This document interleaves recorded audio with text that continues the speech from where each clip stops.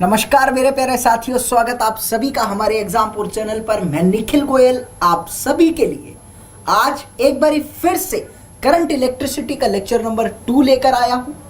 मेरे प्यारे बच्चे, मुझे उम्मीद है कि तुम लोगों को असल में करंट इलेक्ट्रिसिटी की जो पीपीटी के अंतर्गत मैंने टॉपिक पढ़ाए थे, समझाने का प्रयास किया था, आप लोगों को भली भांति तरीके से समझ में आया होगा।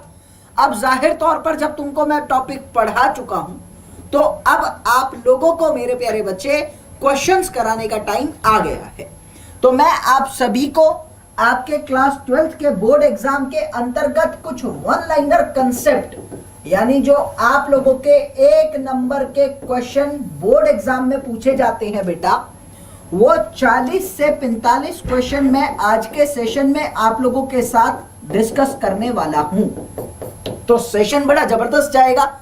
सेशन में जो क्वेश्चन मैं आप लोगों के लिए लाऊंगा, मेरा आप लोगों के साथ 90 to 95% एश्योरिटी रहेगा कि आपके बोर्ड एग्जाम में जो 1 नंबर के क्वेश्चन इस चैप्टर से आएंगे वो इसी लेक्चर में से आएंगे।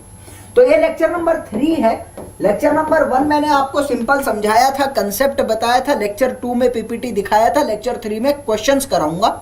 क्वेश्चन कराने से पहले आप सभी को कुछ टॉपिक के नाम याद दिलाना चाहता हूं मेरे प्यारे बच्चे, जो अभी तक मैंने आपको पढ़ा दिया था। मैंने आप लोगों को करंट डेंसिटी के बारे में पढ़ा दिया, मैंने आप लोगों को मोबिलिटी के बारे में पढ़ा दिया, मैंने आप लोगों को ड्रिफ्ट वेलोसिटी की सारी बातों के बारे में पढ़ा दिया, मैंने आप लोगों को one of the major topic Ohm's law के बारे में भी पढ़ा दिया है। तो ये सारे टॉपिक के अंतर्गत जो क्वेश्चन बनते हैं वो क्वेश्चन आज आप लोगों के साथ मैं इस सेशन में करने वाला हूं। तो जल्दी से तैयार हो जाइए, कॉपी पेन हाथ में लेकर बैठिए, क्योंकि कुछ क्वेश्चन रास्ते में आपको ऐसे मिलेंगे जिनमें लिखने की आवश्यकता पड़ सकती है। ठीक है ना? तो आवश्यकता ही आविष्कार की जननी है, इसलिए आविष्कार पहले ही कर लीजिए और अपनी कॉपी पेन को हाथ में लेकर बैठ जाइए, क्योंकि क्वेश्चन आएंगे तो समय नहीं लगाएंगे। जैसी क्वेश्चन आंखों के आगे आया वो क्वेश्चन सॉल्व हो जाना चाहिए। क्यों? क्योंकि हमें बचपन में पढ़ाया गया था कि एक राजा था और राजा का एक घोड़ा था जिसका नाम था चेतक, और चेतक की ये खूबियां थी कि राजा की पुतली फिरी नहीं जब तक चेतक मुड़ जाता था। ऑब्वियसली इतना कारगर घोड़ा था वो कि राजा को जिस दिशा में मुड़ना होता था राजा देखता तक नहीं था, चेतक उधर मुड़ जाता था। इसी स्पीड के साथ, इसी तजुर्बे के साथ, इसी एनर्जी को ध्यान में रखते हुए आज का क्वेश्चन सेशन अटेम्प्ट करना है। ठीक है बेटा, चलो शुरू करते हैं। अभी मेरी बात आती है, क्वेश्चन नंबर 1 आप लोगों को स्क्रीन पर दे रखा है। क्या कह रहा है क्वेश्चन नंबर 1 बेटा? क्वेश्चन में आपको बोला गया है कि स्टैंडर्ड रेजिस्टेंस बनाने के लिए आप कौन से मटेरियल को यूज करते हैं। स्टैंडर्ड रेजिस्टेंस बनाने के लिए आप कौन से मटेरियल को यूज करते हैं। कहने का तात्पर्य है जो मार्केट में आप लोगों को रेजिस्टेंस मिलती है, भाई 2 ओम 3 ओम 4 ओम की रेजिस्टेंस मिलती है ना मार्केट के अंदर, तो उनको बनाने के लिए कौन से मटेरियल का यूज होता है बेटा? Option A nichrome, copper, silver और मैंगनीज। तो अपने जल्दी से आंसर को करिए, मैं इसका आंसर कर रहा हूं और स्कोर साथ के साथ लिख लेना, बहुत जरूरी है बेटा। तो मैं तुम्हें बताना चाहता हूं option number D is the correct answer of this question. याद रखेंगे 1 नंबर का आ सकता है कि मैंगनीज स्टैंडर्ड रेजिस्टेंस को बनाने के लिए कारगर साबित होता है। अगला क्वेश्चन बेटा तुमको कहता है यहां पर कि हीटिंग कॉइल बनाने के लिए किसका उपयोग किया जाता है। हीटिंग कॉइल बनाने के लिए जो रॉड होती है ना पानी गर्म करने वाली, जो प्रेस आती है ना घर में प्रेस करने वाली, उसमें भी तो कॉइल्स होती हैं। तो किस मटेरियल की बनती है वो कॉइल? बेटा याद रखना है option A nichrome, copper, silver और मैंगनीज। बताओ जल्दी से, मैं टिक करता हूं, तुम्हें आता होगा, अपना स्कोर याद रखना। तो option number A is the correct answer of this question. क्या बोला मैंने कहा स्टैंडर्ड रेजिस्टेंस बनाने के लिए मैंगनीज, लेकिन हीटिंग कॉइल बनाने के लिए नाइक्रोम। बहुत बारी पूछा गया एग्जाम में, यह बात याद होनी चाहिए। अगला क्वेश्चन क्या कहते हैं बेटा? अगला क्वेश्चन तुमको कहते हैं, बहुत अच्छा क्वेश्चन है, ध्यान देना क्या कह रहे हैं। हाँ बेटा, क्वेश्चन में तुमको बोला गया है कि तुम्हारे पास 2 रेजिस्टेंस है, एक रेजिस्टेंस है 10 ओम का, एक रेजिस्टेंस है 15 ओम का। दोनों रेजिस्टेंस को तुमने सीरीज में कनेक्ट करा है, यानी क्रम श्रेणी में एक दूसरे के साथ जोड़ा है। तुम्हें बोला जा रहा है कि जो तुम सेल लगा रहे हो वो सेल जो है वो 1.5 वोल्ट का सेल है, और आप लोगों को बोला गया है कि सर्किट आप लोगों ने कुछ इस तरीके का बनाया बेटा, एक 10 ओम है, एक 15 ओम है, और इसको तुमने 1.5 वोल्ट की बैटरी के साथ कनेक्ट कर दिया। ये 10 है, ये 15 है और 1.5 वोल्ट की बैटरी है। इसी परिपथ के अंतर्गत, इसी सर्किट के मद्देनजर आप लोगों को कुछ ऑप्शन दे रखे हैं, पूछा गया इनमें से कौन कौन सा ऑप्शन सही है। तो चेक करते हैं बेटा एक एक करके। सबसे पहले तुम्हें बोला गया है कि टोटल करंट कितना बहेगा 60 मिली एम्पियर का, ऐसा बोल रहे। पहले चेक करें। मैंने कहा बेटा करंट कैसे चेक होता है, सबको पता है बेटा। टोटल रेजिस्टेंस कितनी हो गई 10 + 15 यानी 25। वोल्टेज कितनी है बेटा 1.5 और करंट होता है बेटा V/R यानी 1.5/25। मैंने इसको सॉल्व करा बेटा। सॉल्व करने के बाद 0.3/5 आ रहा है। मैंने कहा 0.3/5 का मतलब 0.6 एम्पियर और 0.6 एम्पियर का मतलब क्या हो गया 60 मिली एम्पियर ऑब्वियसली। यानी ऑप्शन नंबर ए एकदम सही बात मेरे को बता रहा है, कैलकुलेट करके मैंने यहां पर देखा। दूसरे में कह रहा है 10 ओम के पास जो वोल्टेज आएगा वो 0.9 वोल्ट आएगा, कैलकुलेट करें। मैंने कहा बेटा सबको पता है जो 10 ओम के पास आप लोगों का वोल्टेज आ रहा है वो है V1, 15 के पास जो वोल्टेज आ रहा है बेटा वो है V2। तुमने कहा तुम लिख सकते हो V1 = I × R1। अरे यार I कितना था 0.6, R1 था 10। तो मैंने कहा यार ये तो 0.6 वोल्ट आ रहा है, ये तो दिक्कत हो गया। तो भाई 0.6 वोल्ट आ रहा है, बिल्कुल गलत है, यानी बी ऑप्शन गलत है।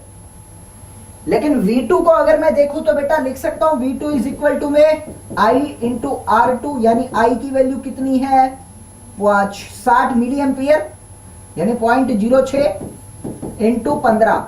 सॉल्व करा तो 0.9 वोल्ट आ रहा है। अरे ऑप्शन नंबर सी सही है, देख ले ध्यान से। और तुम्हें बोला रेजिस्टेंस कितनी होगी 6 ओम। नहीं नहीं नहीं नहीं, तुमने देखा बेटा 25 आ रही है। तो कौन से ऑप्शन सही हैं? एक तो ए सही है, एक सी सही है। चारों चेक कर लिए मैंने, एक ए सही है, एक सी सही है। यानी बेटा तुम्हारा option number 1 is the correct answer of this question. ये क्वेश्चन बड़ा प्यारा था, इस क्वेश्चन के अंदर 3-4 चीजें तुम लोगों ने निकाली। तो चलिए अभी बात करते हैं, जरा चेक करते हैं हम लोगों ने सही करा कि गलत। बिल्कुल सही करा है, जैसा कि आप लोगों को यहां पर स्क्रीन पर दिख रहा है। आगे चलते हैं बेटा। अगला क्वेश्चन क्या कहता है तुम लोगों को, तुम्हारे पास कुछ डिवाइस दे रखी है और तुम्हें बोला जा रहा है यहां पर कि एक तरफ डिवाइस 1 है, एक तरफ डिवाइस 2 है। डिवाइस 1 में कह रहा है वोल्टेज और करंट की वैल्यू गिवन है, डिवाइस 2 में भी वोल्टेज और करंट की वैल्यू गिवन है जैसा कि दिख रहा है। उस डाटा के आधार पर जो तुमको ऊपर दे रखा है उसके आधार पर कुछ बातें लिखी हैं और पूछे कौन सा ऑप्शन सही है। अच्छा बेटा लिखा है डिवाइस 1 जो है वो ओमिक है, 2 जो है वो नॉन ओमिक है। 1 नॉन ओमिक है, 2 ओमिक है। दोनों ही नॉन ओमिक है या दोनों ही ओमिक है ऐसा बोल रहा है। ओमिक का मतलब बेटा जो ओम्स लॉ को फॉलो करे, यानी I is directly proportional to V को फॉलो करे। जैसे जैसे I बढ़ेगा वैसे वैसे V बढ़ेगा, कॉमन। मैंने कहा जब मेरा V का वैल्यू 2 था तो I का वैल्यू 4.5 था, और जब V का वैल्यू 4 हो गया यानी डबल हो गया ना, V का वैल्यू डबल हो गया ना, तो करंट कितना आ रहा है 9 आ रहा है। मैंने कहा अगर इसको देखा तो ये दुगना हो गया, करंट को देखा तो ये भी दुगना हो गया, यानी दुगना दुगना चल रहा है। जैसे करंट बढ़ रहा है वैसे वैसे विभव भी बढ़ रहा है, यानी समानुपाती चल रहा है। तो ये वाली डिवाइस कैसी हो गई बेटा, ये वाली डिवाइस 100% ओमिक हो गई। दूसरी में मैंने देखा जब ये 2 वोल्ट था तो ये 1.5 था, लेकिन जब ये 4 हुआ डबल हुआ तो ये डबल नहीं हो रहा। इसका डबल तो 3 आता, लेकिन ये तो 2.8 है, तो यानी ये तो डबल हो ही नहीं पा रहा। तो इसीलिए ये कैसा हुआ नॉन ओमिक हो गया, यानी 1 वाला ओमिक है, दूसरे वाला नॉन ओमिक है। ऑप्शन ए सही आंसर आ रहा है मेरा। इसको मैंने इस तरीके से सॉल्व करा। तो जरा चेक करते हैं बेटा ये सही है कि गलत है। तुमको दिख रहा है यहाँ पे option number 1 is the correct answer of this question. आगे बेटा चलते हैं, अगला क्वेश्चन क्या कहता है तुमको। अगले क्वेश्चन में तुमको बोला गया है यहां पर कि तुम्हारे पास एक डाटा गिवन है। पूरा डाटा में क्या कह रहा है कि तुम्हारा एक विभव है V, और उसको तुमने रेजिस्टेंस R पे लगाया है, जिसमें करंट I फ्लो कर रहा है, यानी एक विभव है V, उसके अंतर्गत करंट I फ्लो कर रहा है जब वो किसी मटेरियल पे लगा, और उस मटेरियल का जो प्रतिरोध है वो R है। कह रहा है हीट एनर्जी जो इसके अंदर प्रोड्यूस हो रही है अब तुमको पता है बेटा, जब भी किसी पर विभव लगाया जाता है तो करंट आता है, और रेजिस्टेंस होती है तो गर्मी निकलती है, गर्म होती है ना करंट बहने से चीजें, तो वो हीट ऊर्जा। मैंने कहा हीट एनर्जी की बातें कह रहा है डिसेंडिंग ऑर्डर में लगाओ, यानी ज्यादा से कम के क्रम में लगाओ, पहले ज्यादा फिर कम, यानी ज्यादा से कम के क्रम में तुमको लगाना है। कैसे करोगे? देखो ना, मेरी बात को समझो। मैंने कहा पहले मैं कह रहा जब V को डबल करोगे तो R अनचेंज है, एक हीट आई इसके अंदर। पहले तो हीट का फॉर्मूला देखते हैं क्या होता है। 2-3 फॉर्मूले होते हैं, एक होता है V² R × T, एक फॉर्मूला होता है I² × R × T। अब ये R I V सबको पता है। मैंने कहा बेटा V को डबल करोगे तो डबल का होल स्क्वायर यानी 4 गुना देखने को मिलेगी हीट। जब V डबल होगा रेजिस्टेंस उतना ही है तो 4 गुना हीट हो गई। और मैंने कहा जब करंट को डबल करूंगा रेजिस्टेंस उतना है तो भी 4 गुना हो गई। देखो यहां पे 2i पुट करोगे तो 4 गुना हो गया, यानी इन दोनों में 4-4 गुना आ रही है। देखो 4-4 गुना आ रही है। अगले में कह रहा है बेटा रेजिस्टेंस को डबल कर दिया, V को उतना रख दिया। अब कह रहा है बेटा प्रतिरोध तो बढ़ा दिया लेकिन विभव उतना ही कर दिया। तो प्रतिरोध बढ़ा दिया तो क्या हो गया, अभी ये बढ़ा दिया तो ये 2 नीचे आ गया यानी आधा हो गया। इसमें क्या हो गया, हीट आधी हो गई, H/2 हो गई। और कह रहा है दूसरे वाले में भी करंट उतना ही है लेकिन प्रतिरोध को डबल कर दिया। जब मेरे प्यारे बच्चे तुम प्रतिरोध को डबल कर रहे हो करंट उतना ही है, प्रतिरोध को तुमने डबल कर दिया, करंट उतना ही है, अभी करंट उतना ही है। तो इस फॉर्मूले के हिसाब से मैं लिख सकता हूं I² × 2R, यानी बेटा ये 2 टाइम्स हीट हो रही है। तुमने कहा यहां पर 2 टाइम्स हीट तुमको देखने को मिल रही है। कोई डाउट किसी को? नहीं। तो अब तुम्हें समझ में आ चुका है कि किस तरीके से काम कर रहा है और सारी चीजें क्लियर हो गई है। अब तुम्हें समझ में आ गया सबसे बड़ा कौन सा, तुमने कहा या तो B है या तो A है। अभी तुमने कहा B और A लगभग बराबर है, तो यानी मैं लिख सकता हूं A = B। उसके बाद बेटा कौन बड़ा है इससे, 2H यानी D, और उसके बाद इससे छोटा कौन है यानी C। तो मेरे को कुछ या तो मिल रहा है ABDC या मिल रहा है BDAC, मतलब मेरा ऑप्शन नंबर B मैच कर रहा है। आप देख सकते हैं AB तो बराबर है, फिर D आ रहा है, फिर C आ रहा है। यहाँ पे कहीं पे भी ऐसा कुछ नहीं आ रहा, तो यानी मेरा ऑप्शन यहाँ पे सही ऑप्शन नंबर B आ रहा है। और मुझे उम्मीद है कि तुमको कंसेप्ट आया होगा, एक ही फॉर्मूला है। तो बेटा अगला मेरे को पता लगा option number B is the correct answer of this question, उसमें कोई डाउट नहीं है। अगले क्वेश्चन की तरफ चलते हैं। बेटा क्या कहता है, मैचिंग का क्वेश्चन आ गया। तुम्हें कह रहा है तुम्हें मैच द फॉलोइंग का कंसेप्ट यहां पर लाना है। कैसे करोगे? तुमने कहा देवियों सज्जनों, तुम्हारे पास एक लिस्ट ये है, एक लिस्ट ये है। सबसे पहले तो ये बोल रहा है अल्फा के बारे में। अब ये अल्फा क्या होता है जरा इसके बारे में चर्चा करता हूं। देखो बेटा तुमने बचपन में एक फॉर्मूला पढ़ा होगा, R = R0 × 1 में alpha × T, where alpha is known to be as the coefficient of resistance. ये क्या होता है, ये होता है कोफिशिएंट ऑफ थर्मल रेजिस्टेंस, यानी टेम्परेचर के बढ़ाने से रेजिस्टेंस कितनी ज्यादा बढ़ेगी वो अल्फा से पता लगता है। ठीक है बेटा, ये पता होगा, मैंने पढ़ाया था। T कहलाता है बेटा टेम्परेचर, R0 कहलाता है बेटा स्टैंडर्ड रेजिस्टेंस, यानी रूम टेम्परेचर पे जो रेजिस्टेंस होती है वो है। और R कहलाता है बेटा T टेम्परेचर पे जो रेजिस्टेंस होती है, resistance at T temperature, T degree Celsius. ये चीज याद होगी। अब तुम्हें कह रहा है जब थर्मिस्टर की बात करते हो तो थर्मिस्टर के लिए असल में इसमें से कौन से ऑप्शन मैच करेंगे। थर्मिस्टर का अल्फा कैसा, कार्बन का कैसा, नाइक्रोम का कैसा, कॉन्स्टेंटन का कैसा, जरा देखते हैं बेटा। मैंने कहा एक बात तुम याद रखना कि जो तुम्हारा कॉन्स्टेंटन और मैंगनीन होता है उसका अल्फा होता है 0, यानी बेटा मैं लिख सकता हूं D का तो पूरा पूरा F है, इसका अल्फा 0 यहां मिल रहा है, ये मेरे को पता है, याद होना चाहिए। उसके बाद मेरी बात आती है बेटा, जो मेरे पास थर्मिस्टर होता है, थर्मिस्टर का अल्फा मेरे को देखने को मिलता है, ये नेगेटिव भी हो सकता है, पॉजिटिव भी हो सकता है, कुछ भी हो सकता है, ऐसा हमको नहीं पता तो याद कर लो। ठीक है, नेगेटिव और पॉजिटिव दोनों हो सकता है, यानी बेटा ये G है। और अभी याद रखेंगे तुम्हारा जो कार्बन होता है बेटा, कार्बन का जो अल्फा होता है वो हमेशा नेगेटिव होता है, कार्बन का अल्फा हमेशा नेगेटिव होता है। तो देखेंगे यहां H में आ रहा है, H में नेगेटिव अल्फा आ रहा है, तो मैं लिख सकता हूं ना बेटा, ए का तो हो गया जी, बी का हो गया एच, डी का हो गया एफ, यानी सी का हो गया ई। ऑप्शन नंबर ए मेरा मैच कर रहा है और ये इसका करेक्ट आंसर है। ठीक है, ये बात तुमको याद रखनी है। जिसको नहीं पता था वो याद कर लो, रटने की चीज है, रटना तो पड़ेगा, पेपर में आ सकता है। तो जरा चेक करते हैं बेटा हम सही है कि नहीं है। Option A is the correct answer, जैसा कि मैंने यहां पर देखा। अगला मेरे पास मैच का क्वेश्चन आता है। अगला भी मैचिंग का ही क्वेश्चन है बेटा। क्या कह रहा है अगला क्वेश्चन तुमको, जरा क्लियर करते हैं। कह रहा मैच है super conductor, ohmic conductor, semi conductor, non ohmic conductor. सबके बारे में पता है। सुपर कंडक्टर का मतलब जिसकी कंडक्टिविटी 100% हो जाए, यानी उसमें रेजिस्टेंस 0 हो जाए।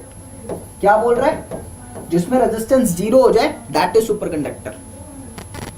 तो उसके अल्फा के साथ काम करना है, क्या दिक्कत है? तुमने कहा बहुत आसान है, रेजिस्टेंस जिसमें 0 हो गई, मैंने पहले बोला 0 रेजिस्टिविटी, यानी ये बन सकता है ए, सुपर कंडक्टर हो गया। उसके बाद बेटा ओमिक कंडक्टर क्या होगा, तुमको पता है मेरे प्यारे बच्चे, ओमिक कंडक्टर तुम्हारा, एक मिनट,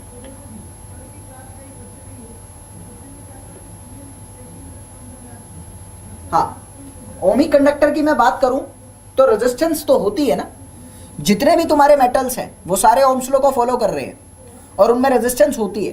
तो ओमिक कंडक्टर जो भी चलेगा उसमें कोई ना कोई रेजिस्टेंस होगी। तो रेजिस्टेंस मतलब उसका अल्फा पॉजिटिव होगा। अल्फा ओमिक कंडक्टर का पॉजिटिव होता है, यानी पॉजिटिव जा रहा है एच पे, यानी इसका हो गया बेटा बी।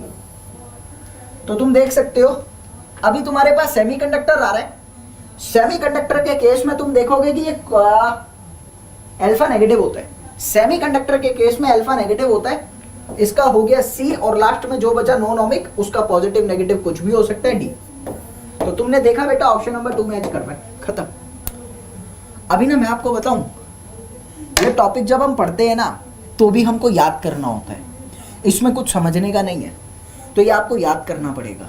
2 बारी पढ़ोगे, रट्टा मारोगे, याद हो जाएगा। अब याद करने की जरूरत क्या है, पेपर में क्वेश्चन आता है यार, इसमें कुछ समझा ही नहीं सकता मैं। तुमने बचपन में अपने पापा का नाम याद करा था, अपना नाम याद करा था, ABCD याद करी थी, क ख ग याद करा था, अपनी क्लास कौन सी है, अभी क्लास 12th है, ये भी तुमने याद करा है। न जाने दुनिया के अंदर तमाम ऐसी चीजें जिनको तुमने याद करा है। तो उसी याद के भरोसे याद को याद करके तुमको इसको भी याद करना है, क्योंकि याद रहेगा तो नंबर आएंगे।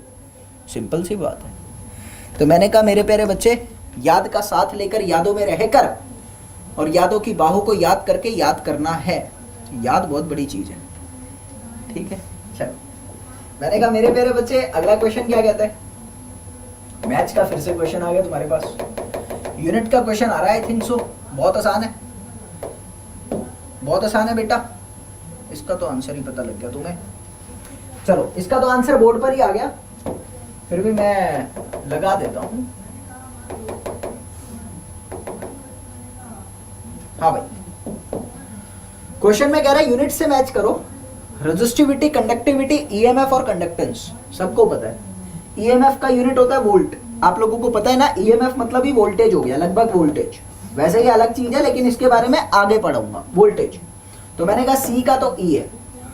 तुमने कहा मेरे प्यारे बच्चे रेजिस्टिविटी क्या होगी, अरे यार बहुत आसान है।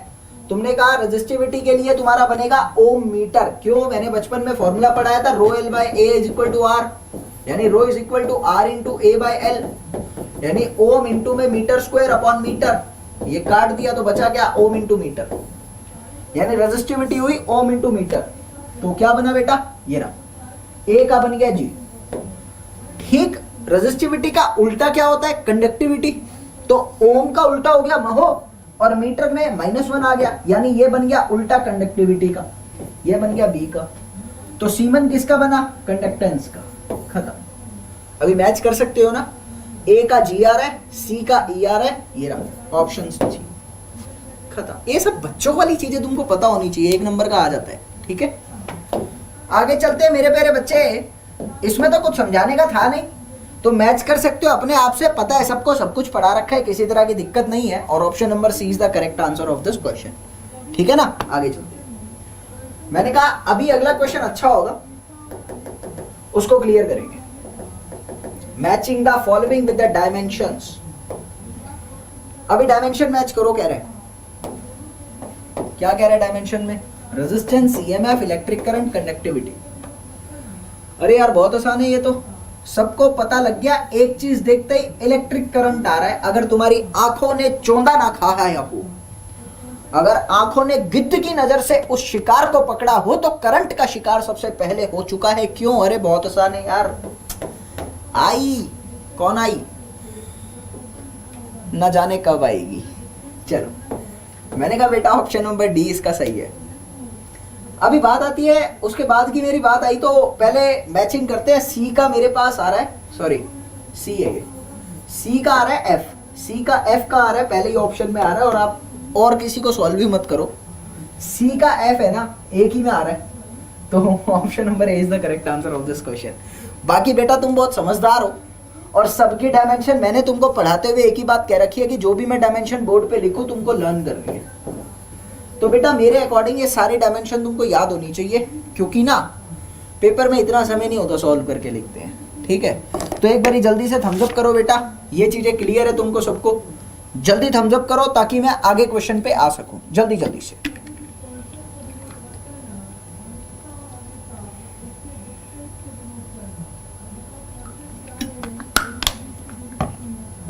हाँ भाई, जीशु अली, स्वीटी, बढ़िया, अभिषेक त्रिपाठी,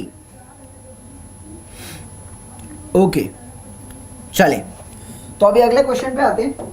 अगला क्वेश्चन तुमको क्या कहता है बेटा? अगला क्वेश्चन तुम्हारे पास कुछ आंसर सा आया है, जरा देखते हैं बोल क्या रहा है। Resistance of a conductor is, किसी भी चालक के प्रतिरोध की बात करी गई है। Inversely proportional to the length, directly proportional to the square of the radius, inversely proportional to the area of the cross section, directly proportional to the square root of the length। इनमें से कौन सा option सही है?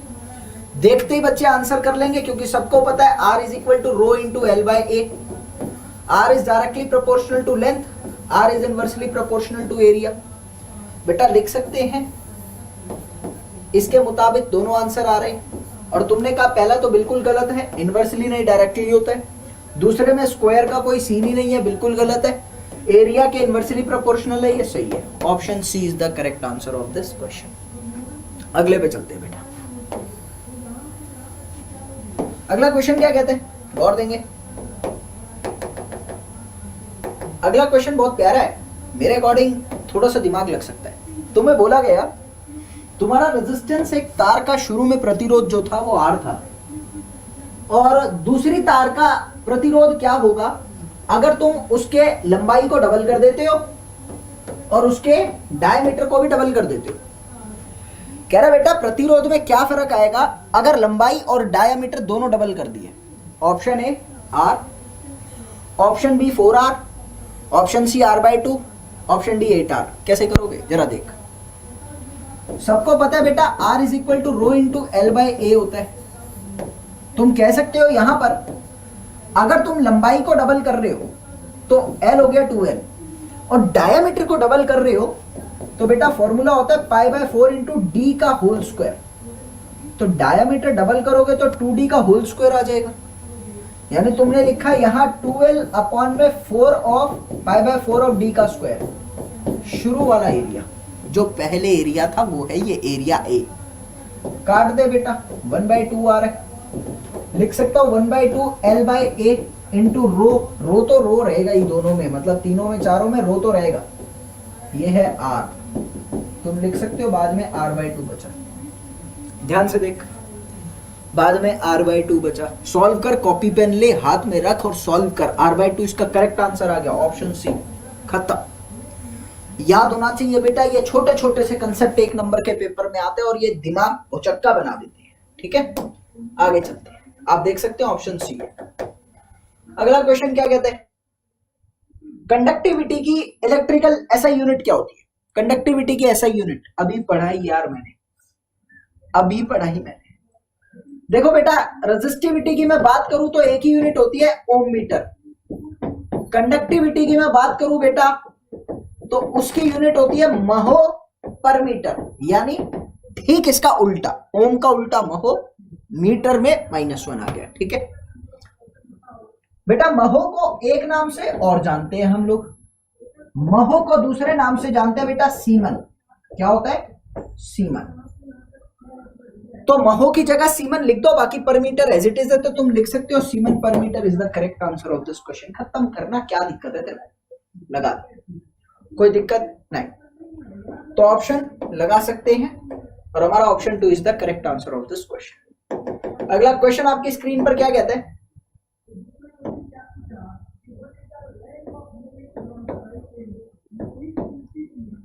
A piece of the silver and another silicon. एक तो है बेटा चांदी और एक है तुम्हारे पास सिलिकन। दोनों को तुम रूम टेम्परेचर पे गर्म करते हो, ठीक है? तुम्हें कह रहे बेटा रेजिस्टेंस किसकी बढ़ेगी किसकी घटेगी? बहुत आसान है। सिलिकन सबको पता है क्या होता है, सिल्वर भी पता है क्या होता है, चांदी चांदी होना। तो मेरे प्यारे बच्चे, सिलिकन और चांदी को गर्म करो, इमेजिन करिए क्या होगा और उसकी रेजिस्टेंस में क्या फर्क आएगा। देखो बहुत आसान है यार, सिल्वर क्या है? मेटल है। सिल्वर क्या है? मेटल है। और मेटल को गर्म करने से उसकी रेजिस्टेंस इंक्रीज होती है, जैसा कि मैं सबको बता चुका हूं। सिलिकन क्या है बेटा? ये मेटल नहीं है, ये तो एक जेली टाइप की चीज है। I can say that it is the kind of the gel like structures. इसको गर्म करोगे पिघल जाएगी, और बेटा जो पिघलता है ना वो फ्लो करने लग जाता है, एक जगह से दूसरी जगह बहने लग जाता है। और बेटा तुमको भी पता है पिघलने वाली अगर बहने लग गई तो करंट भी तो बहेगा। अरे यार रेजिस्टेंस इंक्रीज होती है, इमेजिन कर सकते हो। तो मैंने कहा सिल्वर की तो बढ़ेगी, सिलिकन की कम होगी। जरा देखिए ऑप्शन में है कि नहीं है। हाँ, option number C is the correct answer of this question. खत्म करो यार, क्या दिक्कत आ गई? बेसिक सा कंसेप्ट था, बेसिक सा आंसर था, उम्मीद है याद हो गया। तो आगे चलते हैं। Option number C is the correct answer. अगला क्वेश्चन क्या कहता है तुमको? भाई ध्यान देना, तुमको मैंने कहा देवियों सोच रहा the equivalent resistance of the resistance parallel connected, यानी सामान्य श्रेणी में जो एक दूसरे के साथ प्रतिरोध कनेक्ट किए जाते हैं, उन प्रतिरोध की आपस में जो ओवरऑल वैल्यू आती है ना बेटा, इक्विवेलेंट रेजिस्टेंस, वो ज्यादा आती है कि कम आती है? अच्छा बेटा सबको पता है, अगर तुम्हारे पास 3 प्रतिरोध है, मैंने कहा एक प्रतिरोध, दूसरा प्रतिरोध, तीसरा प्रतिरोध। एक प्रतिरोध 1 है, दूसरा 2 है, तीसरा 3 है, तीनों को कनेक्ट करोगे 1/1, 1/2, 1/3। अरे यार तुम्हें पता है तीनों को मल्टीप्लाई करोगे 6 आएगा। तुमने कहा 6 प्लस 4 प्लस 2, सॉल्व करना, आधा आ रहा है। तुमने कहा रिजल्टेंट तुम्हारा आधा आ रहा है, रिजल्टेंट तुम्हारा आधा आ रहा है, लेकिन भाई साहब जो इक्विवेलेंट यानी तुम्हारे पास रिजल्टेंट जो है वो ध्यान से देखो तो सबसे छोटा आ रहा है। यानी इनमें सबसे छोटी वैल्यू 1 थी, उससे भी छोटा आ रहा है, उससे भी छोटा आ रहा है। तो तुम यहां से कह सकते हो भाई इतना छोटा, इतना छोटा, इतना छोटा रेजिस्टेंस आता है। हाँ आता तो है। और दूसरी बात, अगर रेजिस्टेंस छोटा आएगा तो मैं लिख सकता हूं बेटा करंट मैक्सिमम होगा। जब प्रतिरोध सबसे छोटा है तो धारा सबसे जबरदस्त तरीके से बहेगी। यानी तुमने कहा कि तुम्हारा रेजिस्टेंस मिनिमम है लेकिन प्रतिरोध मैक्सिमम है, तो तुम यहां से लिख रहे हो कि पैरेलल कनेक्शन में रेजिस्टेंस मिनिमम आता है और सीरीज कनेक्शन में रेजिस्टेंस ज्यादा आता है। ठीक, उसका उल्टा होता है। जरा देखें, हायर देन द हाईएस्ट गलत है, लोअर देन द लोएस्ट, हाँ ये सही है, सबसे छोटे वाली से भी कम आता है। ये देख, लगा दी सारा option, option number B correct है। मैंने कहा बेटा लगा दे, पता लग गया कंसेप्ट। चल आगे चलते हैं। अगला क्वेश्चन क्या कहता है, जरा ध्यान देना, बहुत प्यारा क्वेश्चन है। मैंने तुम्हें कहा IV ग्राफ है तुम्हारे पास, I वर्सेस V का ग्राफ है और 3 टेम्परेचर गिवन है बेटा, T1, T2, T3। तुम्हें बताना है सबसे बड़ा कौन सा है, हाईएस्ट टेम्परेचर कौन सा है। बड़ा प्यारा क्वेश्चन है, 1 मिनट का समय ले लो, खुद करो, फिर मैं कराऊंगा जल्दी से।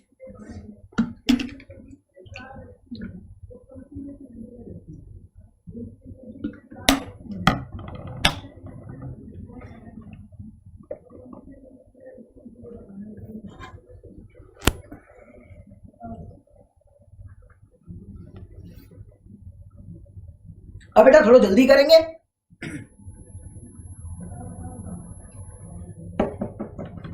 चलो बेटा मैं कराता हूं, अभी तुम्हें कंसेप्ट याद है तो कर लोगे, नहीं याद है तो नहीं कर पाओगे।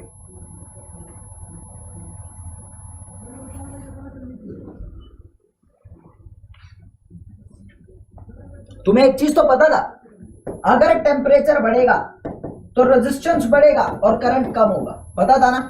अरे यार तापमान बढ़ाओगे प्रतिरोध बढ़ेगा, धारा का प्रवाह कम हो जाएगा। अरे यार मैं लिख सकता हूं जिसमें सबसे कम करंट आ रहा है, सबसे कम किसमें आ रहा है भाई, इसमें तो इतना आ रहा है ज्यादा है, इसमें तो इतना आ रहा है थोड़ा सा कम है, इसमें देखना सबसे कम आ रहा है, तीनों में सबसे कम इसमें आ रहा है, यानी बेटा सबसे बड़ा ये हो गया ना। क्या मैं लिख सकता हूं सबसे बड़ा तापमान, उससे छोटा तापमान, उससे छोटा तापमान, यानी T1 is the highest value, बोले तो option number A is the correct. ये था नहीं, मतलब इसमें दिक्कत खा गए तुम, इसमें दिक्कत खा रहे हो यार, मजा कैसे आएगा फिर।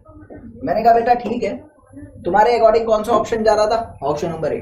तापमान के कंसेप्ट को समझकर चलो किस तरीके से काम होता है। तुम्हें मैंने कहा मेरे प्यारे बच्चे, ओम्स लॉ किस पे एप्लीकेबल होता है। अरे यार बहुत आसान है यार, ओम्स लॉ सिर्फ ओमिक डिवाइस पे काम होगा ना। ओम्स लॉ जिस पे एप्लीकेबल होता है उसी को तो ओमिक के नाम से जानता हूं। ओम्स का सिद्धांत जिस पे काम करता है उसी को तो ओमिक कहता हूं। तो मैंने कहा यार ओमिक कंडक्टर आंसर आ गया ना, खत्म करो भाई। सही बोल रहा हूं क्या? नहीं, ओम्स लॉ जो है, जो ओम्स लॉ को फॉलो करता है उसको ओमिक कहते हैं, जो नहीं करता उसको नॉन ओमिक कहते हैं। लेकिन ये ओम्स लॉ एप्लीकेबल सब पे रहता है, ओम्स लॉ एप्लीकेबल सब पे रहता है। V = IR का जो फॉर्मूला है ये सब के लिए, ये तुमको याद रखना है, ठीक है बेटा। लगा, मैंने कहा अगला क्वेश्चन क्या कहते हैं, जरा लगाएंगे। V = IR फॉर्मूला किस पे एप्लीकेबल होता है, ओमिक पे काम आता है, नॉन ओमिक पे काम आता है, दोनों पे आता है या किसी पे नहीं आता। अब जल्दी से आंसर कर सकते हो तुम लोग, जल्दी से आंसर कर सकते हो तुम लोग, जैसा कि मैंने तुम्हें बताया था। V = IR सब पे काम आता है, ओमिक नॉन ओमिक सब पे काम आता है, ठीक है। पता था यार ये सब क्या है, बच्चों वाली चीजें। आगे चलते हैं मेरे प्यारे बच्चे, अगला क्वेश्चन क्या कहते हैं जरा गौर देंगे। अगले क्वेश्चन में तुमको भूला गया, एक स्टेडी करंट है जो तुम्हारे कंडक्टिंग वायर में से पास कर रहा है, और सबसे पहले तो यही शब्द गौर दो बेटा, स्टेडी करंट। कल पिछले लेक्चर में ही पढ़ाया था ये स्टेडी का मतलब क्या होता है। तो बोला गया है कि नेट चार्ज पासिंग थ्रू पर सेकेंड, यानी उस पर्टिकुलर एरिया में से जो चार्ज पास कर रहा है एक सेकंड में, वो बड़े बड़े एरिया पे ज्यादा चार्ज होगा, छोटे एरिया पे कम चार्ज होगा, छोटे एरिया पे ज्यादा होगा या छोटे एरिया पे कम होगा, ऐसा करके ऑप्शन है। ऑप्शन 1 में कह रहा है more at the large area, more at the small area, same at any cross section, या none of the above. Common sense का क्वेश्चन है, ध्यान से देख। मैंने कहा बेटा मान ले तार ऐसी थी, मोटाई जो है तार की वो कम ज्यादा हो रही है इस तरीके से, ठीक है। अब मेरे को एक बात बता दे, जब यहां से करंट आई फ्लो कर रहा है तो भाई पूरे में ही तो आई जा रहा है ना। अरे यार आई आई आई आई आई, कब आई, कहां आई, कैसे आई, मुझे तो नहीं दिखी, ना जाने कब आएगी। कंसेप्ट समझ दो। मैंने कहा बेटा आई आई आई आई आई ए आई, ए सुन ले। तुमने कहा बेटा आई का मतलब क्या है, कांस्टेंट है, लिख रहा है स्टेडी है, स्टेडी का मतलब कांस्टेंट है, और जब आई कांस्टेंट है तो बेटा चार्ज भी तो कांस्टेंट है ना, चार्ज भी तो कांस्टेंट है ना। और जब चार्ज कांस्टेंट है तो ये एरिया पे डिपेंड कर रहा है क्या, ना ना ना ना ना ना ना ना, पीछे से इलेक्ट्रॉन उतना ही आ रहा है। तो तुमने कहा हर जगह सेम होगा, कांस्टेंट चार्ज है, हर जगह सेम है। जरा चेक करते हैं बेटा क्या सही है गलत है। तुमने कहा सही है, आगे चलते हैं। मैंने कहा बेटा क्वेश्चन है, खुद से अटेम्प्ट करो, अच्छा लगेगा तुम्हें। With increase in the temperature, temperature को, तापमान को बढ़ाने से कंडक्टिविटी और रेजिस्टिविटी की रेशियो में फर्क क्या आता है, यानी सिग्मा अपॉन में रो की रेशियो में क्या फर्क आएगा, कम होगी, ज्यादा होगी, सेम रहेगी, क्या होगा, जल्दी बताओ।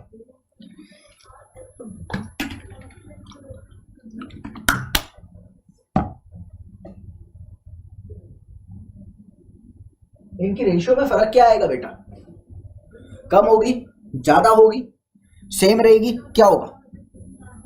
अरे बहुत आसान है यार, तुमको पता है जब तुम तापमान को बढ़ाते हो तो इसकी रेजिस्टेंस जो है वो बढ़ जाती है। अब रेजिस्टेंस बढ़ेगी तो भैया कंडक्टिविटी कम हो जाएगी ना, यानी तुमको पता है कि ये कंडक्टिविटी तो कम हो जाती है और रेजिस्टेंस बढ़ जाती है, लेकिन रेजिस्टिविटी कांस्टेंट रहती है। रेजिस्टिविटी कांस्टेंट रहती है, रेजिस्टेंस बढ़ती है, ये बात याद रखना। रेजिस्टिविटी तो उतनी रहती है, रेजिस्टेंस बढ़ती है तो यहाँ कंडक्टिविटी कम हो जाती है। तो मैंने कहा यार कम होगी जाहिर तौर पे क्योंकि उसका प्रतिरोध बढ़ता है। तो तुमने कहा ठीक है जरा चेक कर लो, बिल्कुल सही है, कॉमन सी चीज। अगला क्वेश्चन क्या कहता है बेटा, ये ध्यान दे दे, conductivity of a super conductor कितनी, इंफिनिटी, जीरो, टेम्परेचर पे डिपेंड करता है क्या, या फ्री इलेक्ट्रॉन्स पे डिपेंड करता है? ये इलेक्शन नहीं है बेटा, ये इलेक्ट्रॉन्स होना चाहिए था। हाँ बेटा, ये इलेक्ट्रॉन्स होता है, इलेक्शन नहीं है। लगा, मैंने तेरे को शुरू में ही बताया था जब पढ़ाया था, क्वेश्चन आया था थोड़ी देर पहले कि सुपर कंडक्टर की रेजिस्टिविटी जीरो होती है, और जब रेजिस्टिविटी जीरो होती है तो इन्फिनिटी कंडक्टिविटी हो गई ना, यानी रोकने वाला कोई है ही नहीं, तो कंडक्टिविटी तो इन्फिनिटी हो गई। कॉमन सेंस नहीं है क्या हम में? है। आंसर नहीं कर सकते क्या? हाँ, तो कर देना, खत्म कर बेटा। क्या बच्चों वाली चीजें ला रहे हो? मतलब इनमें आपके एक एक नंबर के क्वेश्चन बोर्ड्स में आते हैं बेटा, इसलिए याद रखना बहुत जरूरी है। अगला क्वेश्चन क्या कहते हैं, तुमको बोला गया अगले क्वेश्चन के अंदर जनाब कि कुछ सेंटेंस दे रखे हैं, जैसे कि कह रहा है तुम्हारे पास एक 40 ओम की रेजिस्टेंस वायर है और तुमने उसको स्क्वायर शेप में कन्वर्ट कर दिया। 40 ओम की रेजिस्टेंस वायर है और तुमने स्क्वायर में उसको बदल दिया। अब कह रहा है कि ऑपोजिट कॉर्नर्स के बीच की जो रेजिस्टेंस है वो 20 ओम होगी, एडजेसेंट कॉर्नर के बीच की रेजिस्टेंस 7.5 ओम होगी, मिड पॉइंट्स के बीच की रेजिस्टेंस ऑपोजिट साइड के 10 ओम होगी, और मिड पॉइंट एडजेसेंट साइड की रेजिस्टेंस 15 ओम होगी। ये सॉल्व करके बताओ। अच्छा बेटा तुम मत करो, मैं ही कराता हूं, लेकिन ध्यान से देखना कि कंसेप्ट क्या कहता है। तुम्हें मैंने कहा सबसे पहले कह रहा है कि तुम्हारे पास एक तार है और उस तार की लंबाई L है और इसकी रेजिस्टेंस 40 ओम है। तुमने इस तार को बेटा एक स्क्वायर में कन्वर्ट कर दिया, यानी एक लेंथ L/4, L/4, L/4 और L/4 है, और जब लेंथ 1/4 हो गई तो रेजिस्टेंस भी तो 1/4 हो गया, यानी टोटल मिला के 10 10 10 हो जाएगा। टोटल 40 है, 10 10 10 10 चार साइड में डिवाइड हो, कॉमन सी बात है। अब केस देखना मैं क्या कह, मैंने कहा बेटा क्वेश्चन प्यारा है और इस तरीके का क्वेश्चन आता है। तुमने कहा इसका रेजिस्टेंस कुछ इस तरीके से जा रहा है, ये 10 ये 10 ये 10 और ये भी 10, और तुमने कहा कि अभी तुमको कह रहा है ऑपोजिट कॉर्नर्स, यानी ये और ये। ध्यान से देखिएगा, यहां से तुम्हारा करंट आ रहा है, ये करंट यहां और यहां डिवाइड होगा। तुम कह सकते हो ऐसे, ये वाली दोनों साइड कैसे हैं, बिल्कुल सीरीज में है। तुम लिख सकते हो 10 + 10, यानी इसका आ रहा है 20। ठीक इसी तरीके से उस वाली का भी 20 ओम आएगा, 10 और 10 मिलके 20 देगा। लेकिन एक 20 और दूसरे वाली 20, ये दोनों पैरेलल में है ना, तुम देख सकते हो ये वाला 20 और ये वाला 20 तो पैरेलल में है ना, क्योंकि दोनों के करंट आपस में मिल रहे हैं आगे। तो जब सॉल्व करोगे तो 20 20 कितना आएगा बेटा, रिजल्टेंट 10 आएगा। 1/20 + 1/20 10 ओम आता है, यानी कॉर्नर से जुड़ने वाली की इक्विवेलेंट रेजिस्टेंस 10 ओम आ रही है। क्लियर। दूसरे केस में कह रहा है बेटा यही स्क्वायर है और यहां 10 है, यहां 10 है, यहां 10 है और यहां 10 है। अब कह रहे हैं कि एडजेसेंट कॉर्नर से जुड़ा हुआ है। एडजेसेंट का मतलब एक साथ वाले कॉर्नर से जोड़ रखा है। मान लो बेटा करंट यहां से आ रहा है, ध्यान से देखना। अब तुम कह सकते हो करंट इस तरीके से जाएगा, कोई दिक्कत नहीं। मैंने कहा ये तीन साइड आपस में सीरीज में है, यानी ये हो गया 30 ओम, ये हो गया 10 ओम। मैं लिख सकता हूं 30 ओम और 10 ओम आपस में पैरेलल में। तो जब सॉल्व करूंगा तो 1/30 + 1/10, यानी बेटा 7.5 ओम तुम्हारे पास रेजिस्टेंस आ रहा है। यानी एडजेसेंट कॉर्नर के बीच का रेजिस्टेंस 7.5 ओम है और कॉर्नर वाले के बीच का रेजिस्टेंस भी 10 ओम है, वो तुमको दिखा दिया। इसके बाद की मैं बात करूं तो ध्यान से देखना, मैंने तुम्हें कहा अब तुम्हें कह रहा है स्क्वायर है और स्क्वायर के ऑपोजिट साइड से ठीक मध्य बिंदु से करंट आ रहा है और जा रहा है। तो तुम्हें बोला गया कि मान लो ये करंट ऐसे आ रहा है, तो ये करंट ऐसे जाएगा, ऐसे जाएगा, ऐसे जाएगा, यहां से भी ऐसे ऐसे ऐसे और फिर इसमें आ जाएगा। इस तरीके से करंट जाएगा। तुमने कहा बेटा बहुत आसान है, अगर ये पूरी 10 के बराबर थी तो आधी 5 के बराबर हो गई। ये भी 5, ये भी 5, ये 10, ये 5, ये 5, ये 10 कह सकता हूं ना मैंने कहा 5 10 और 5 20 होता है। यानी एक तरफ 20 ओम, दूसरी तरफ भी 20 ओम, और सॉल्व करोगे तो क्या आएगा बेटा? 10 ओम। हाँ 10 ओम। तो तुमने कहा 10 ओम टोटल आ रहा है ना, मतलब खत्म करो यार, ये कोई दिक्कत थोड़ी है, तो मतलब 10 ओम आ रहा है। अब चौथे केस में तुम्हें कह रहा था एडजेसेंट साइड है। अब गौर देना बेटा क्या कह रहा हूं, ये स्क्वायर है और एडजेसेंट साइड का मतलब होता है साथ साथ वाली साइड के मध्य बिंदु से। अब की बार थोड़ा कॉम्प्लिकेट है। तुमने कहा ठीक है सर, अगर करंट यहां से आया तो यहां गया यहां गया, तुमने कहा यहां गया यहां गया, यहां से इस तरीके से करंट घूम के आएगा। डिवाइड करता हूं, जल्दी से लेंथ को तोड़ता हूं। मैंने कहा ये वाली 5 है, ये वाली 5 है, ये 10 है, ये 10 है, ये 5 है और ये भी 5 है। कोई दिक्कत बेटा नहीं। मेरे मार्कर को देखना, कुछ समझ आएगा तुमको। तुमने कहा ये पूरी साइड यहां से यहां तक कितनी हो गई? 5, 10, 10 और 5 यानी 30। और ये कितनी हो गई? 5 और 5 10। दोनों पैरेलल में है ना, करंट डिवाइड हो रहा है, पैरेलल में है ना। तुमने कहा 1/10 प्लस 1/30 कितना होगा? इसका रिजल्टेंट 7.5। 4 केस मैंने बताए, चारों समझ में आ गए? तो जरा क्लियर करते हैं बेटा, जो हमने सॉल्व करा उसमें से सही कौन सा था। तुम्हें बोला गया resistance between opposite corner is 20, नहीं 10 आ रहा था। एडजेसेंट कॉर्नर 7.5, एकदम सही आ रहा था। Mid point of the opposite side, उसका 10 आ रहा था, बिल्कुल सही कह रहा है। एडजेसेंट साइड के मिड पॉइंट का 15 नहीं 7.5 आ रहा था। तो दो स्टेटमेंट सही है, बी और सी। ए और डी गलत है। सारी सॉल्व करके मैंने दी। तो कह रहा है बी और सी सही है, यानी option C is the correct answer of this question. अच्छा क्वेश्चन था, समझ में आना चाहिए किस तरीके से काम कर रहे हैं। ठीक है बेटा, चलो अगले क्वेश्चन पे चलता हूं। आप देख सकते हैं सही है। अगला क्वेश्चन क्या कहता है? तो best material for making the resistance box बनाने के लिए बेस्ट मटेरियल कौन सा होता है? तो याद रखेंगे बेटा, कॉन्स्टेंटिन होता है। ये आई है कॉन्स्टेंटिन, 1 नंबर का क्वेश्चन है, याद रखिए। रेजिस्टेंस बॉक्स बनाने के लिए बेस्ट मटेरियल कॉन्स्टेंटिन होता है। ये तुमको बिना सोचे समझे याद रखना है। ठीक है, रट्टा मारो जिंदाबाद। अगला क्वेश्चन क्या कहता है वो देखते हैं।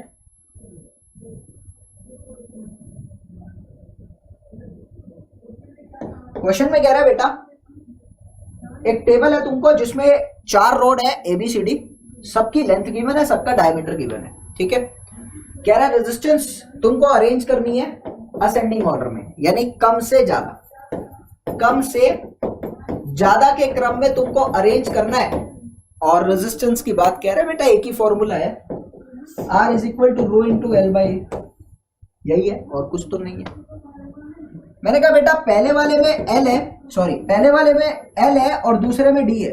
तुम ऐसा लिख सकते हो, मेरे शब्दों पे गौर देना। तुमने कहा R is equal to L upon में A की जगह लिख दिया π/4 ऑफ D का स्क्वायर, कोई दिक्कत नहीं। तो पहले वाली रेजिस्टेंस मान लो R आ रही है, पहले वाली A की रेजिस्टेंस R है, मैंने ऐसा लिख के इसको R कह दिया। दूसरे में कह रहा है लेंथ 2L है, डायमीटर आधा हो गया। जब लेंथ को डबल कर दिया, शब्दों पे गौर देंगे बेटा, लेंथ को तो डबल कर रहे हो, डायमीटर को आधा कर रहे हो, तो मैं लिख सकता हूँ D² अपॉन 4 आ जाएगा और ये 4 ऊपर चले जाएगा, यानी रेजिस्टेंस हो जाएगी 8R। कॉपी पेन लेके बैठना, ये 6ठी 7वीं वाली चीजें नहीं बताऊंगा, ये सब आनी चाहिए। और अगर ये नहीं आती तो इसको तैयार करो, पहले 12वीं के लायक नहीं हो। बुरा मत मानिएगा, लेकिन ये सत्य है। मैं चिकनी चुपड़ी बातें करके तुमको सब कुछ थाली में परोस के नहीं देना चाहता, क्योंकि अगर तुमको थाली में परोस के मैंने दे दिया तो तुम कोड़ी हो जाओगे, I mean टू से आलसी हो जाओगे, बैठ के खाने की आदत पड़ जाएगी, और तुम वो हो जिनके भरोसे हम अपना देश चलाना चाहते हैं। ऐसों की जरूरत नहीं है। इसलिए बेटा कॉपी पेन लेके सॉल्व कर लियो, ठीक है ना। कैसे कर रहे हैं पता है ना, L की जगह 2L, D की जगह D/2 पुट करियो, आंसर आ जाएगा 8R। ठीक है, तो दूसरे वाले के लिए आ रहा है 8R, पहले वाले के लिए आ रहा है R। ठीक इसी तरीके से इसको पुट करूंगा तो इसके लिए आ रहा है R/2 आ रहा है, सॉल्व कर लेना। L/2 है, डायमीटर वही है। उसके बाद बेटा चौथे वाले के लिए आ रहा है 4R, वैल्यू पुट करके निकाल सकते हो, कोई दिक्कत नहीं है। मैंने कहा यार किस तरीके से काम होगा, कम से ज्यादा में करना है, तो सबसे कम किसकी है, सबसे कम किसकी है, तुमने कहा सबसे कम तुम्हारी आ रही है C की, यानी पहला नंबर आ गया इसका। उसके बाद बेटा R आ रहा है, दूसरा नंबर आ गया ए का, तीसरा नंबर आ गया डी का और चौथा नंबर आ गया बी का। कोई दिक्कत नहीं, चौथे नंबर में B, option number C is the correct answer of this question. बच्चों वाली चीज है, ये सब कर लोगे। आगे चले, चलो अभी चेक कर लेते हैं। तो आपको समझ में आ गया किस तरीके से करना है। कॉपी पेन लेकर अपने हाथ से सॉल्व करेंगे तो ज्यादा अच्छा रहेगा, ये सब आप लोगों को पता होना चाहिए। अगला क्वेश्चन क्या कहते हैं, कह रहे एक स्टेडी करंट है। स्टेडी करंट का मतलब बेटा क्या होता है, स्थिर धारा, यानी कांस्टेंट वैल्यू है, बदल नहीं रही। और तुम्हें कह रहे हैं कि ड्रिफ्ट वेलोसिटी को एरिया के साथ रिलेट करोगे तो क्या रिलेशन आएगा। वीडी जो है वो एरिया के इनवर्सली प्रोपोर्शनल जाएगा, जैसा कि क्वेश्चन है। V D directly proportional to area, V D directly proportional to area का स्क्वायर, या फिर V D is independent of A. Option number A B C D, solve it. यार तुमको पहले बोल रहा है कि I is equal to N E A V D होता है, और कह रहा है बेटा ये कांस्टेंट है, तो तुम लिख सकते हो यहां पर I अपॉन में A is equal to N E V D. क्या मैं ये बात लिख सकता हूं यहां से A की power 1 is directly proportional to V। अरे यार अपॉन में है ना, ऊपर आएगा तो -1 नहीं आएगा पावर में, क्या दिक्कत है। तो बहुत आसान है बेटा, मेरे according option number A is the correct. बेटा प्यार से समझ आ गया। तो मैंने कहा ठीक है, अभी अगला क्वेश्चन लगाता हूं। अगला क्वेश्चन प्यारा है और बड़ा प्यारा क्वेश्चन है, मैं करता हूं। मैंने कहा तुमको कह रहे एन ई टॉ एम, ये आपको बता रहे हैं electron density, charge, relaxation time और मास। तो कह रहा है बेटा रेजिस्टेंस जो है वो किस तरह से वेरी करेगी, उसका फॉर्मूला क्या आएगा ये बताओ। इनमें से चारों का रेजिस्टेंस का फॉर्मूला क्या है जरा देखते हैं। मैं डिराइव करूंगा, ध्यान देना, वैसे मैं कोर्स में भी कराऊंगा बट अभी के लिए सबको पता है बेटा E by M into tau बचपन में हमें पढ़ाया था। सबको पता है बेटा एक फॉर्मूला बचपन में पढ़ाया था, I is equal to N E A V D. क्या मैं लिख सकता हूं N E by M into tau. सबको पढ़ाया गया फॉर्मूला लिख सकता हूं यहां पर N E square E into A upon में एम इंटू टॉ। हाँ बचपन से पढ़ते आ रहे हो बेटा, E is equal to V by L होता है। कहने का मतलब वोल्टेज अपॉन में length is equal to electric field, बचपन में पढ़ाया था मैंने। ठीक है अब आगे चलते हैं। तो E की जगह पुट करता हूं, मैं लिख सकता हूं I is equal to N E square A into tau by M into में V अपॉन में L। कोई दिक्कत आ रही है क्या? ना ना ना ना, सही चल रहा है। मैंने कहा बेटा मैं यहां से एक चीज तो जानता हूं, I is equal to V upon में R होता है। यहां पे I भी है, यहां पे V भी है, और बाकी की बची हुई चीजें क्या है। इस इक्वेशन को मैं ध्यान से देखूं तो मैं लिख सकता हूं, इस इक्वेशन को मैं ध्यान से देखूं तो क्या मैं ऐसा लिख सकता हूं I अलग V अलग और ये पूरा अलग। तो मैं ऐसा भी लिख सकता हूं बेटा कि एन ई स्क्वायर ए अपॉन में एम इंटू में टॉ जो है ये 1 बाय आर के बराबर है। इक्वेशन कंपेयर करो दोनों, ऊपर और नीचे वाली। 1 बाय आर किसके बराबर, N E square A into tau by M into L. क्या मैं ऐसा लिख सकता हूं। तो रेजिस्टेंस किसके बराबर हो गई, इससे देखो। तुमने कहा आर किसके बराबर हो गया, M by N E square tau into L by A. ये निकल गया फॉर्मूला। किसी तरह की दुविधा आ रही है क्या? नहीं नहीं। तो मैंने लिखा, आप ऑप्शन नंबर ए को देखिए, एकदम सही जा रहा है। जल्दी से थम्स अप करो बेटा, जल्दी थम्स अप करो। क्लियर है कि नहीं है, बहुत जरूरी है तुम्हारे लिए।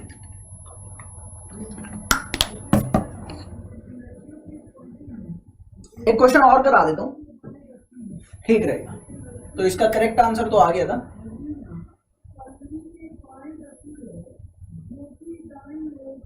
अब बेटा क्वेश्चन में कह रहा है एक मेटालिक ब्लॉक है जिसके अंदर पोटेंशियल डिफरेंस 0 है, शुरू में विभव की मात्रा 0 है। तो तुम्हें बोला जा रहा है कि उसकी जो वेलोसिटी है वो टेम्परेचर के साथ किस तरीके से बदलेगी। उसकी वेलोसिटी टेम्परेचर के साथ किस तरीके से बदलेगी।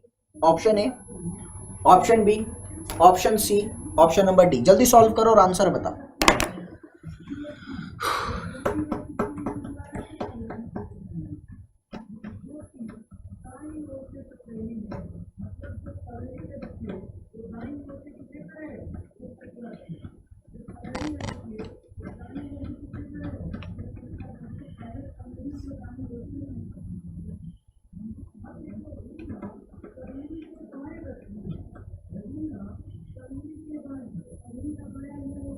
ओके बेटा, जल्दी से सॉल्व करेंगे, बहुत अच्छा क्वेश्चन है और जब मैं आंसर बताऊंगा तो तुम कहोगे अच्छा यही था क्या। बड़ा बड़ा बड़ा बड़ा बड़ा प्यारा सा क्वेश्चन है। मैंने तुमको कल ही बताया था कि अगर तुम्हारा पोटेंशियल जीरो है तो इलेक्ट्रिक फील्ड भी जीरो है, यानी कोई इलेक्ट्रॉन मूव ही नहीं करेगा, और जब इलेक्ट्रॉन मूव नहीं करेगा तो वेलोसिटी कितनी होगी। तो भाई टेम्परेचर का कोई सीन ही नहीं आ रहा, और तुमने कहा बेटा option number C is the correct answer of this question. खत्म, ये याद होना चाहिए, बेसिक था। जरा चेक करते हैं सही है कि गलत है। मैंने कहा बिल्कुल सही है यार, हम करें और गलत हो जाए ऐसा हो नहीं सकता, क्योंकि हम पहले तैयारी करके आते हैं, आई मीन टू से पढ़कर आ चुके हैं, तो जो तैयारी करके आता है उसकी दिक्कत ही नहीं होती। तो अभी चलते हैं। Thank you for continuously watching मी। जय हिंद, जय भारत। हंसते रहो, मुस्कुराते रहो, खेलते रहो, और हाँ वीडियो पसंद आए ना तो लाइक जरूर करना, और शेयर तो करोगे ही तुम, मेरे को पता ही है, वो तो तुम कर ही रहे हो रोजाना, और भी करना। ठीक है, बाय।